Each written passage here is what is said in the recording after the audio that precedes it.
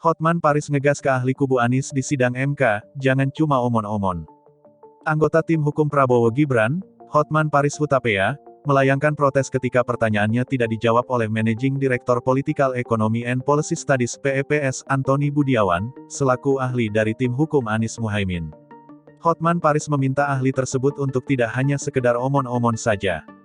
Hal itu disampaikan Hotman selaku kuasa hukum pihak terkait dalam sidang sengketa hasil Pilpres di Gedung Mahkamah Konstitusi, MK, Jakarta Pusat, Senin, tanggal 1 April tahun 2024. Hotman mulanya memberikan pertanyaan kepada ahli terkait hubungannya Presiden Jokowi yang melanggar UU tentang korupsi dan APBN dengan putusan Mahkamah Konstitusi, MK terkait pemungutan suara ulang.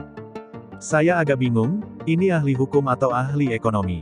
Karena tadi pendapatnya sudah melebihi ahli hukum. Pertanyaan saya, sekiranya benar tuduhan Anda, soal Jokowi melakukan tindak pidana korupsi, Jokowi melakukan pelanggaran UU APBN, Jokowi melanggar karena tidak minta persetujuan DPR.